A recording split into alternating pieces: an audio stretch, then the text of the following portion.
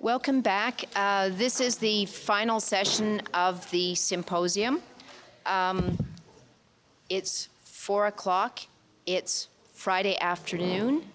And when Ben and I were thinking of who we might ask as a final speaker in such circumstances, we couldn't think of anyone that we would more want to invite as a final speaker to this symposium than Michael Ignatieff.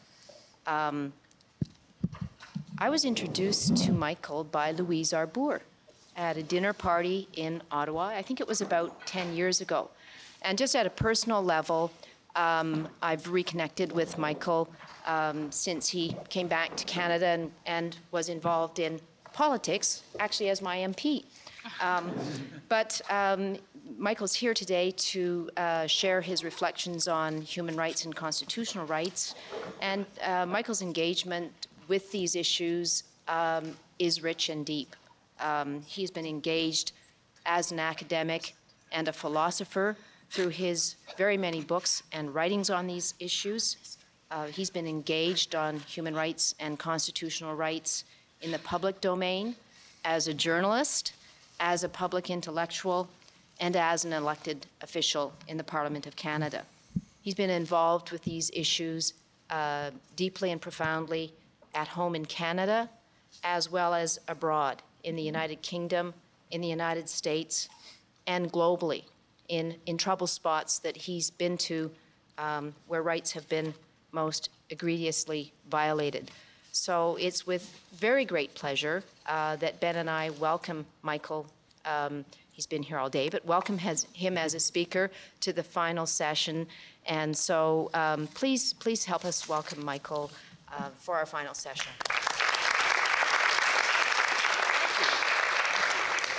I've had a wonderful day.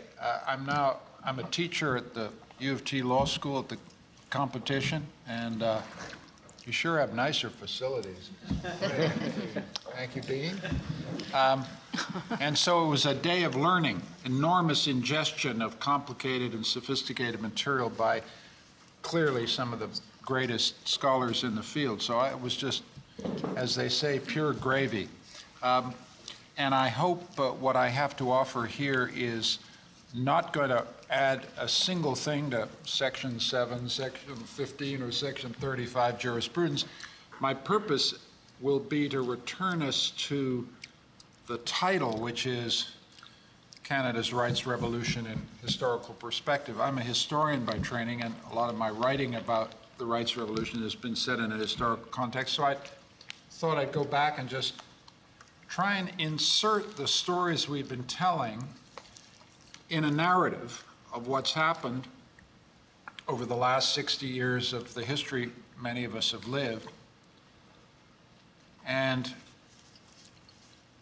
if you start in 1955 to 60, when I'm a kid, you're in a world that we need to recall for just an instant to understand what the rights revolution meant. We're in a world where, when I was a little kid, I went to Virginia with my parents, and there were black and white restrooms. Blacks could not vote. This is a world, when you come to Canada, in which Aboriginal Canadians still do not have the vote in federal elections. It's a world in which, as I go into university in the 60s, gay fellow students couldn't talk to me openly about their sexuality or admit it. A world in which women could seriously say to you, if I get pregnant, my world is over. I mean, if you start between 1955 and 1960, and you just look at those groups of our fellow citizens, fellow human beings, the rights revolution can be told very quickly as a Whig story of progress. There's simply no other way to tell this story. Progress is not a fashionable world. It's not a fashionable concept. The Whig history is extremely unpopular. But it's very hard for me to tell the story of the rights revolution except as a story of very specific and very meaningful moral progress, life-changing progress for whole categories of human beings. So that's the first point. But let's try and then figure out what was the role of the law in that process, because that, I think, is puzzling. We call it a rights revolution as if the law led. In many ways, the law followed. It's Rosa Parks who puts her body on the line. The law follows. Brown and Board of Education, the great lawyers take it up, but it's hard, I think, to generate a historical account of this in which the law is the leader. The law consolidates and ratifies the results of social and political struggle by determinate social actors, making claims to dignity, claims to equality, and claims to respect. The law is extremely important because by the end of the 60s, in most Western democracies at least, it's instantiating or underwriting through legislative change chiefly, civil and political equality, voting rights for blacks, equality of marriage rights, the abolition of some of the criminal penalties against, say, homosexual behavior, improved non-discrimination law in employment. But it's a civil and political equality revolution, it seems to me, in which the law follows social and political struggle. The social and economic side of the rights revolution is an entitlement revolution, about which we've said very little. That is, the 60s are a period in which, we get Medicare, we get the Canada Pension Plan, we get in the United States, we get Medicare, and we get Head Start, and we get the Great Society revolutions. So you have an interesting thing happens. You get civil and political rights creating legal, liberal, juridical equality. And then democratic society's solution to the problem of social and economic exclusion is basically creating a whole bunch of public goods. It's not a redistributive program. It's not dealing with social and economic inequities of power. It's saying, let's create the public goods to sustain civil and political equality with equality of opportunity undergirded by public goods paid for taxation. One of the things that I think is important to say about that is how brief it was. How brief this, what could be called the liberal hour. It coincides with the Warren Court. It coincides with the Johnson presidency. It coincides with the Pearson-Trudeau era, sort of. So the clock on this vision of civil and political equality undergirded by an empowerment revolution is in recession by the early 70s. It's sustained by rising real incomes and fast GDP growth until the oil shock of the early 70s. And then you get Nixon, you get the Berger court, and you start to get a backlash against the rights revolution and the entitlement revolution, which I'm not sure we're still out of. I mean, I think it's still running. So the rights revolution as a political project lasts about as long as the Warren Court and lasts about as long as the liberal political ascendancy of the 60s and early 70s. That's one aspect of the rights revolution. If we step outside to the international domain, then I think the rights revolution runs its course in North America, and then the rights revolution begins to internationalize in the 70s with the emergence of the NGOs that carry the human rights revolution, Amnesty, Human Rights Watch. The Canadian Charter is a particular moment in which Canada constitutionalizes rights, but noticeably does not constitutionalize economic and social rights. It's a civil and political rights revolution that somehow caps or completes the entitlement revolution that Pearson, Saint-Laurent, and King begin to move into place in post-war Canada.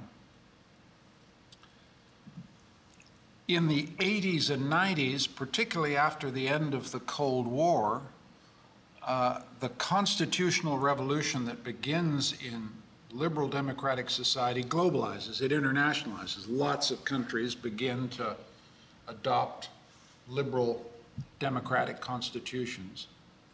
And that's the rights revolution globalizing. And that, you know, perhaps its high water mark is the South African Constitution, kind of state of the art, you know, social and economic rights, civil and political, the whole 9 yards, incredibly impressive.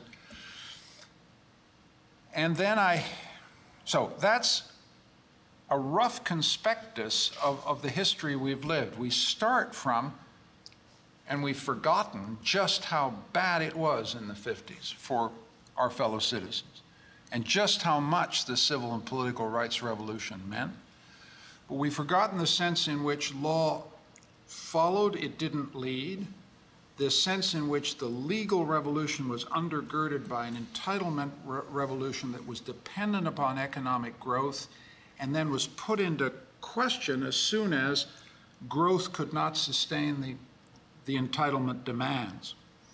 And so there's been an increasing, I think, bifurcation between a social and economic agenda dependent on entitlement growth and the civil and political rights jurisprudence we've got. And one of the things I think we're trying to do, and I noticed this in one of the papers, was, you know, can the law, can the courts, can we step in to that social and economic vacuum? And I guess I'm saying I don't think so.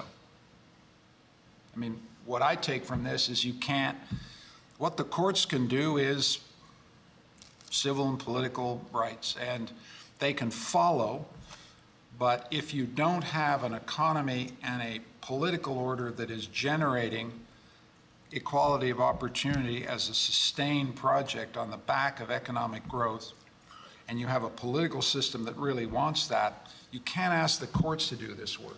You can't get it, I don't think you can, I mean, that's to start an argument. I want you all to come back and say you're crazy, you're too pessimistic, you're an old liberal individualist, you're a reactionary. Fine, I'm just, but let's get that out on the table.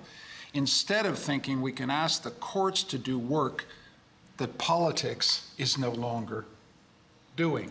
That's, I guess, my point. The rights revolution that internationalized, I think is fascinating to watch, because I see the stubborn persistence of rights cultures that are remain stubbornly persistent after 30 years of globalization of rights talk. U.S. constitutional rights talk is one thing, Canadian rights talk is another. Even when the British have brought in the European Convention, they talk a different kind of rights talk. Commonwealth societies have one set of rights talk. Civil law and societies that descended from European traditions have different rights talk. It's important to respect these differences. I don't think we're in a global conversation, but the sovereign differences in rights discourse seem to me as salient as what we have in common. And that's a fascinating thing. And I'm a sovereigntist in this argument. I think that law derives a lot of its legitimacy and force from its connection to national traditions and national ways of reasoning. And they're deeply embedded in those traditions. And I don't want a world of global governance. I want a world of sovereign, capable states with rights traditions that respect the specificity of national cultures and national traditions, and do the job and are accountable in some ultimate sense to the sovereign, namely the people. And that's my view of it. I'm hostile to some of the ways the rights revolution has then been extrapolated into a plea for global governance and global rights cultures and globalization of this stuff. Everything is what it is and not another thing. Canada is not the United States. It's not Britain. It's not France. That's what's interesting to me about this. And we need to respect and explore and understand these differences and learn from each other, but the differences are fundamental.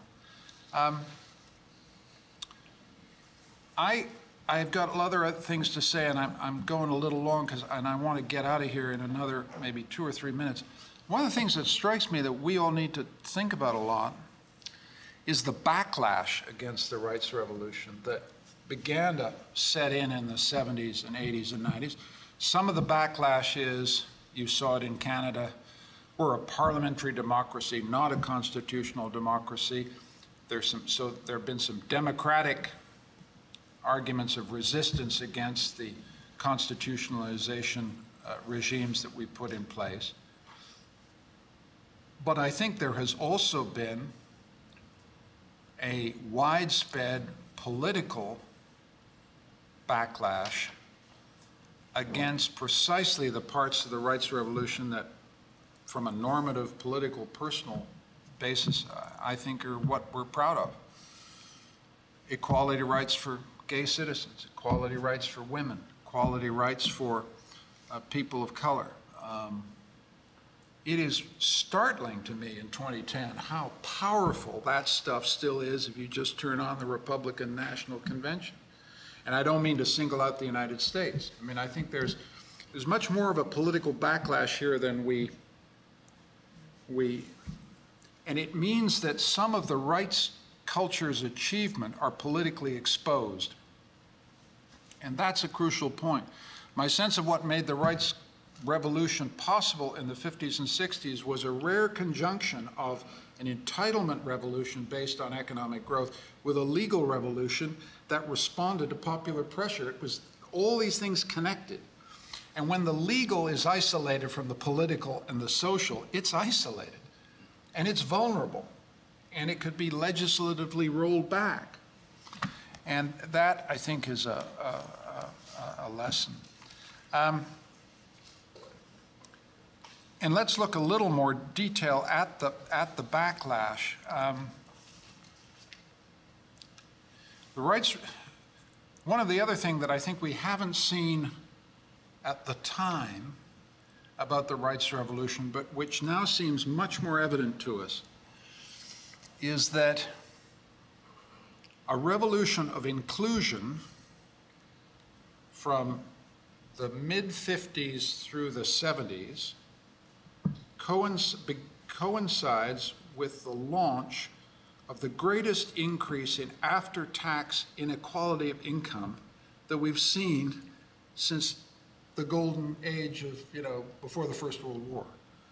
So there's a very interesting thing going on in our, which I think some of this discussion is trying to capture, which is that we've become more equal in civil and political terms and much more unequal in economic terms.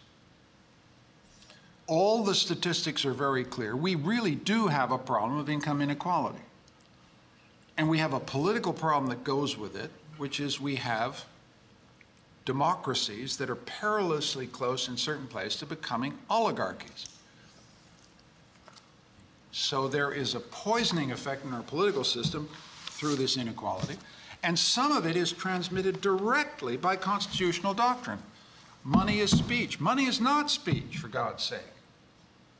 I love the United States, love its rights culture, but for God's sake, the one thing Thomas Jefferson and Madison actually understood, because they got it right from the Greeks, is that money is power, and a republic's virtue will not be secure unless it enacts tough controls on the power of money in the political arena. So one of the things you see is the way in which the civil and political revolution, represented by the growth of rights equality, is being undercut by the increase of social and economic equality, specifically through the flagrant and grotesque misuse of free speech doctrine to convert money into speech. And that is not just an American problem. We got a problem with money in politics in this country. We've got a problem with money in politics in every country where you have this tail distribution of returns for economic effort that are just historically unprecedented, and I think pose a threat long-term to the viability of our democracy, and again expose and render more vulnerable to reversal the juridical and civil and political achievements of the rights revolution. And the other thing that's happening, finally, I'm not going to go on too much longer, is the fiscal crisis is an extremely important part of this. Remember that the rights revolution was sustained by an entitlement revolution. The entitlement revolution was sustained by economic growth. We're now in a situation where you've got civil and political equality, and you've got an age of austerity where we're looking at 10 long years of entitlement cutbacks, which will make us still more unequal. And again, I don't think there's a jurisprudence that can fix that. What can fix that is economic growth, A, and B, a political agenda that says, we can't run this society on the basis of this degree of inequality because we can't deal with a contradiction between the civil and political equality achieved by the rights revolution and the flagrant social and economic inequality of this actually existing societies. The 60s solution, which was to bolt the civil and political revolution together with an entitlement revolution, is the only way a liberal capitalist society can deal with that problem. And if you can't sustain entitlements, goodbye, right, to the civil and political achievements of the rights revolution will be undercut and taken apart by right-wing political parties. So the rights revolution has made incredible achievements, but we're now in a situation where we've achieved formal civil and political equality before the law, but we're facing unprecedented forms of inequality of power, fortune, and income. And the law is tasked with performing its legitimating function, and it's more and more difficult to perform a legitimating function when civil and political equality doesn't correlate to felt or perceived social and economic inequality. And what that produces, I think, is a kind of fragmentation of citizenship, fragmentation of attachment to a common civic project connected to the idea that we are all in this together. Not equal in income, but equal in respect, and equal in dignity, and equal in rights. That's the story we wanted this rights revolution to deliver. But we didn't reckon with what the economy was going to do to that project from the 1970s onwards. And we need to think about that in 2010, 2012. And we need to be honest about the backlash that the enormous equality achievement has produced in Western politics. And we need to be militant, obviously, in the defense of the civil and political achievements of the rights revolution, but we need to be very aware that when that civil and political rights framework is not undergirded by real equality guaranteed by equal public goods, it gets vulnerable, and it gets vulnerable to takedown at the political level. So this kind of political talk by someone who's gone back to the academy, but I hope its purpose is clear, which is to get us to think clearly about the very complex relationships through historical time between legal revolutions, political change, and economic change and understand their complex relationship and the challenge that their splitting apart is posing for the equality values that we care so much about. Thank you for your attention.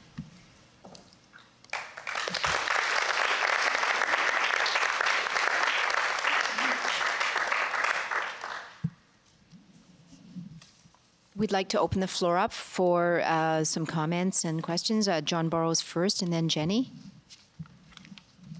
I've enjoyed your connection there between the economic and the political, and I do see that some of the benefits that you describe have flowed from that. One of the things that we might take as a lesson from that then is we need to grow the economics in order to have the structure upon which to again build the social and economic as well as the civil and political. One of the challenges in that is the way that those economics are being developed in this administration is to look to oil and gas and developments that will continue to dispossess Indigenous peoples in their places such that you might get a further development for some people in relationship to the cities where they can have this enhanced access to economic wealth, but there may be a correlation between that enhancement and the further dispossession that Indigenous peoples might face in relation to their own sense of civil and political and social and economics. And I wonder how that conversation might be engaged or joined, or what could be done in that sphere where you end up with basically a redistribution of resources from the rural, the Indigenous, to the cities, and it benefits maybe a greater number of people, but it happens to occur on the backs of and in the land and in ways that are dispossessive of sort of the natural heritage that we all enjoy. Well, it's a great point. I don't want to engage at length with it, except to say that, the after-tax inequality we're talking about is not simply between individuals, it's between regions. Rural, remote, and northern Canada is where the resources are, and they're not getting the benefit. And it's not just a problem with Aboriginal Canadians, who are the most excluded from those benefits. It's a problem that applies to all those populations, and there's a very strong sense in northern, remote, and rural Canada of a kind of sucking sound filing down to Toronto and Calgary and Vancouver, and that's right. That's what's happening. The jurisprudence that follows is let's get real good at resource revenue sharing, figure out how we cut some deals that cut people in and don't exclude people. I mean, there's no question about that. And crucially, to get these communities out of dependency. It's not just Aboriginals, they're the most extreme examples of dependency, but get them a stake of the action so they're not cap in hand, so they're not spending 40 grand a month paying lawyers to get deals that ought never have gone into that Jarndyce v. Jarndyce Dickensian nightmare of interminable judicial process, which I see in every damn Aboriginal community in the country. It's the worst thing about it. You kind of wish a lawyer had never arrived there. I'm pushing it. You kind of wish Section 35 had never been written. I'm serious. The judicialization, the legalization of these social claims has been often catastrophic for Aboriginal communities. No offense to the lawyers, because you're dealing with such disproportionate power in the federal side to just keep playing it out, keep playing it out, keep playing it out. Toss the money to pay for their legal fees, but just play it out and play it out because the politicians won't decide. And these communities, instead of spending it on a shelter for women, ended up spending on lawyers. It's the most grotesque, in my view, perversion of the hopes and expectations of the Charter and the rights revolution itself. I'm using provocative language not because I entirely believe it, but because I feel so indignant about it and hope we could do better. So I'd like to preface my remarks by just responding back to that. Of course, I mean, I'm sure you know that the reason that Aboriginal groups resort to lawyers is because of a spectacular political failure, which has been going on for decades. Nobody would go to lawyers. Nobody ever goes to lawyers unless all else fails, right? So that's the context that we're dealing with, is a sustained party after party political failure. And then as a last resort, people turn to lawyers. So the other comment that I wanted to make was, I was struck by your repeated invocation of the success of civil and political rights.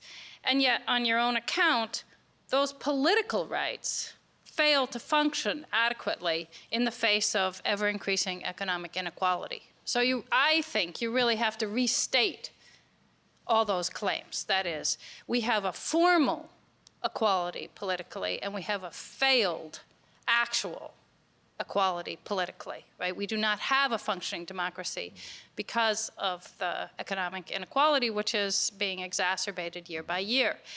And if I may say so, I think, you know, this is another example of a sustained political failure by all parties, and particularly the Democrats and the Liberal Party bear the burden as the middle spokesman of making the arguments that you just made in a popular forum, explaining the connection between economic inequality and democracy. And that just doesn't happen. And that, you know, and we bear the consequences of that because those parties do not take up the challenge of education that they bear. It's their job to do that. And the final comment is that in the face of this political failure, the courts may be, once again, a last resort. That, in my view, it would be a good thing for the courts to note and articulate when there is a failure, a charter failure, to meet the demands of equality on economic grounds, even if they can't actually implement it, or even if they say that a law should be struck down, which will then be reenacted. That Canada has the virtue, right, of both Section 1 and the override. We have a mechanism for the Parliament to proceed ahead with its commitment to inequality in the face of the articulation by the courts of the need for economic equality. And so I think the courts ought to take that up. And the parliamentary system can proceed ahead, but then we will all be collectively educated about the consequences of that. Yeah, those are good points.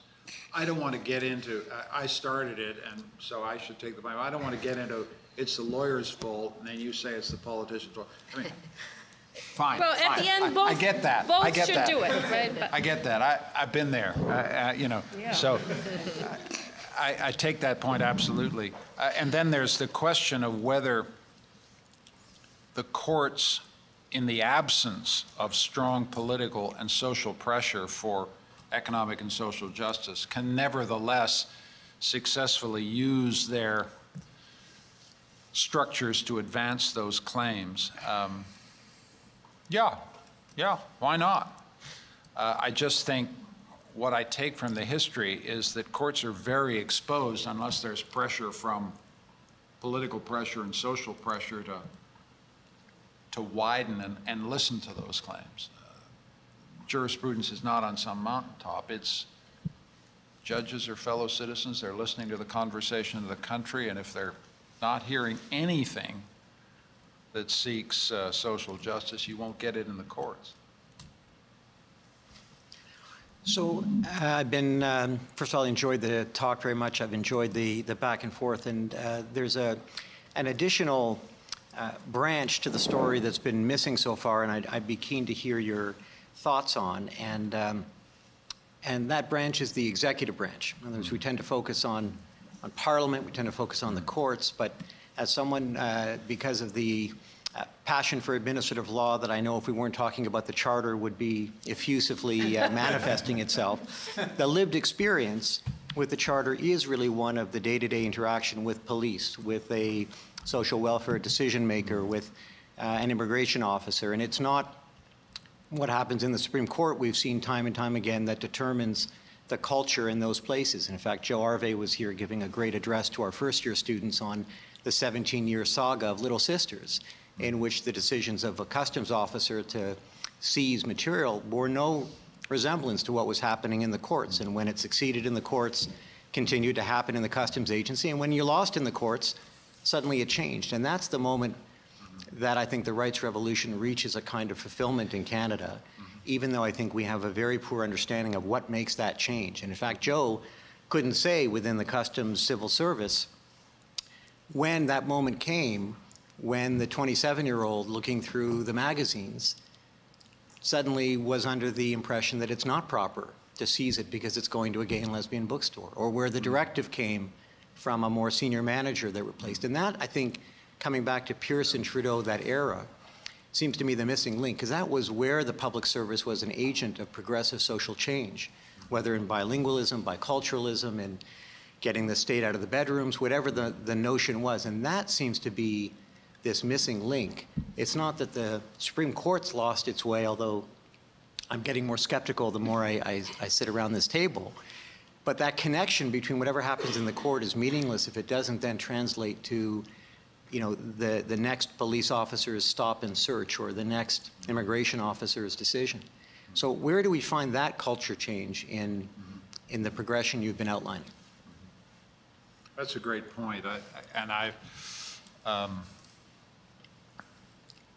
I think I said some of my remarks to put an emphasis on what one of the participants talked about in terms of institutional humility. We each got to step up here. I mean, I was a legislator. I never had any experience with the executive, damn it. But what I noticed on the legislative side was the unbelievable waning of the authority, power, effectiveness of Parliament. It was just terrible. I'd sit on the Justice Committee, and it almost came as a surprise to realize you've been elected to be a legislator, to do clause by clause on stuff that put people in the tank. I mean, you really, you know, and you saw the ways in which the courts have essentially, the courts and the executive have together not usurped the legislative function, but just stepped into a vacuum. The only question an MP ever asks about when he sits down in the Justice Committee is this damn thing charter-proof? Where does he find out whether it's charter-proof? Because someone from the DOJ tells him it's charter-proof, or because he hears that, you know, it's kosher legally. And then kind of what he does in clause by clause, the political function, which is to say, do we really want to put these guys in the slammer for this number of years or not, doesn't get done. So there's a curious way in which the executive, I think, has been, the culture of the executive has been changed by the charter in very positive ways. The courts are doing their job. What appalled me as a rookie MP was how badly we were doing ours, and how much was essentially abdicated to, you know, if it was charter-proof, it was charter-proof, and that was the only, we no longer even ask political questions about it. I have two further interventions. The first, Chansethi, is going to ask a question, and then Sujit, I think, had a comment or a question. This is following up on the Dean's question, and I hope you won't have to repeat yourself, but you know, we talked a little bit about charter dialogue today, and I think we have this assumption that there is a dialogue happening, but it may be that we're talking to a bunch of people who aren't able to hear us on the other end as lawyers in courts. And so I was trying to ask you, as a parliamentarian, what could be done to improve that dialogue? It sounds like courts are talking to executives, and is that a question of institutional competence? The assumptions are made in decisions of the Supreme Court of Canada all the time that committee hearings will be held and expert evidence will be taken and staffs will review this. But what more could be done to improve charter dialogue with Parliament? There's clearly a dialogue with the executive. You see it every day. I mean, the drafters don't come out with stuff if they think they're going to run into charter problems. So that dialogue is constant. It's institutionalized. It begins in law schools when they all go to the same laws. I mean, on the legislative side, some of it could be improved with technical fixes. That is just giving parliamentary committees more power, more authority, and more staff to do their jobs. But these aren't technical problems. These are constitutional problems. The problem you have is essentially you've got an elective dictatorship in countries that give the prime minister a majority. The power that a prime minister has in this system is overwhelming, and the party whip discipline is such that there are no incentives in an individual MP to become a constitutional expert, the charter guy on our team. There are no rewards for becoming good at any of this stuff. You're doing politics all the time. You're very rarely a legislator. That's what I found astonishing about this role. I was honored to be elected. It was a great experience. I mean, I'm not trying to run the place down. I'm an institutions guy. I mean, I come out of that believing that institutions have to do their job. The executive has to do its job. The courts do their job. We all ought to be appropriately humble about our roles and not overstep. And I saw courts in decisions when I was in Parliament constantly saying to the executive, you can't do this, but we won't tell you how to fix it. Attempting not to. So I saw the dialogue from the court side, respectful about executive prerogative, particularly in relation to national security. And I thought the courts did a pretty good job. My beef is with Parliament. I just thought we did a terrible job. We were just MIA I only had 5 years, but we were MIA. Even in a minority parliament, which was, I thought, also shocking. You would have thought in a minority parliament we'd be empowered. I think minority parliaments can be moments where parliaments take back some of their residual legislative invigilative functions, but we didn't. And part of it, I think, I don't want to get partisan about it, but it had to do with the particular prime minister that we're dealing with. But I would say that, wouldn't I? Sure. Michael, I just want to engage with you a bit about economic and social rights. Mm-hmm. And, I think that there's, when people make the type of argument you do, I think sometimes it presupposes a certain understanding of what those rights might consist of, right? Sort of a kind of a freestanding right to the creation of a fully funded public program in its best possible form, available on a universal basis immediately for everybody. Mm-hmm. But in fact, but what's very interesting is that if you look comparatively at economic and social rights practice, internationally, that's no longer what those rights consist of in most countries, right? What they constitute is a whole range of different types of rights to fair decision-making in the administration of social programs, the rights to removal of arbitrary barriers to access to social programs, rights to reasoned, principled public decision-making. I mean, and to talk about social and economic rights as one thing now is actually a mistake. It's a bundle of a dozen different types of claims that all, that some of which are much more like civil and political rights, actually, than we might have thought, and in others that create different points of pressure and entitlements to claim making against the state, against the executive, that don't rise to the level of what of what some people think economic and social rights are. So I guess I would urge you to maybe to complexify how one engages with that, what is an increasingly kind of nuanced and variable type of terrain that's developing on what those sort of rights consist of. And so that was my only thought. I think those are good points. I teach Grootboom, the housing rights case in South Africa. And how can't you be impressed with the fact that you got this woman in a shack with 300 or 400 other fellow folks on a rainy night, and they get bulldozed by their own municipality. I mean, what's not to like about having remedies in that case? I mean, just humanly, you think, man, and then you watch how the court comes down on that, which is say, the court says, we can't deliver you a house, Mrs. Grootboom. We can't tell the executive, but we can, and we understand that we're in a very poor country with limited resources, but they ground out something that a right of access to the requirement, and at least the negative requirement that municipalities can't bulldoze some,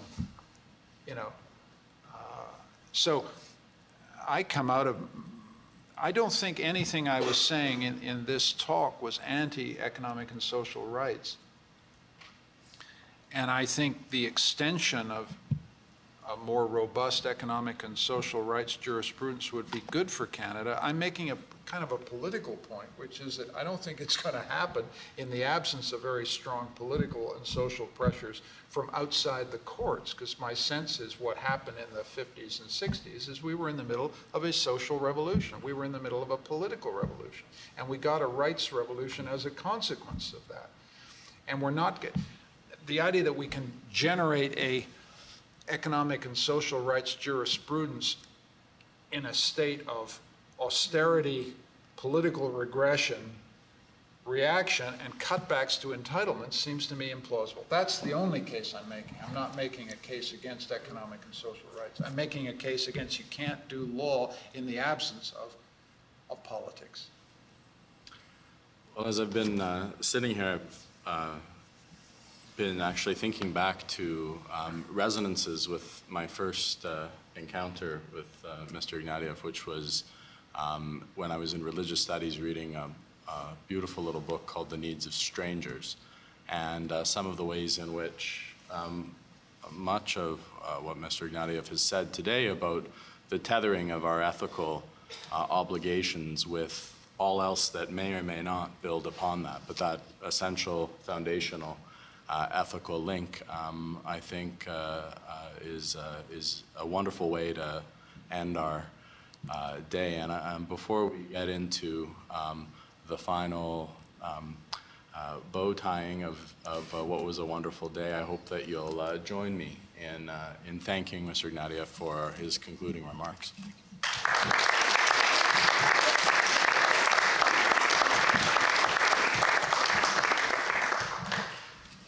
So the final thank you, of course, is to all of you. I will say thank you to Jamie Cameron, who, as a co-organizer, has taught me a lot through this. Not much more be said, except paper writers will be in touch very soon with deadlines, but we'll leave that all to another day. To all of you that came, to, in particular, the Law Journal editors and students, thank you for all of your help. And again, Jamie and I are delighted that you all came from near and from far to participate in this. So thank you for a great day.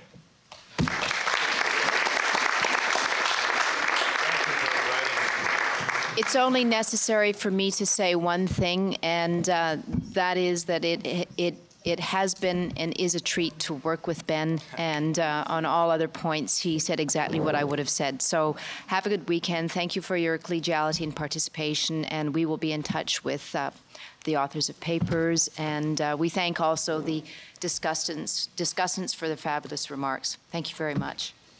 Thank you.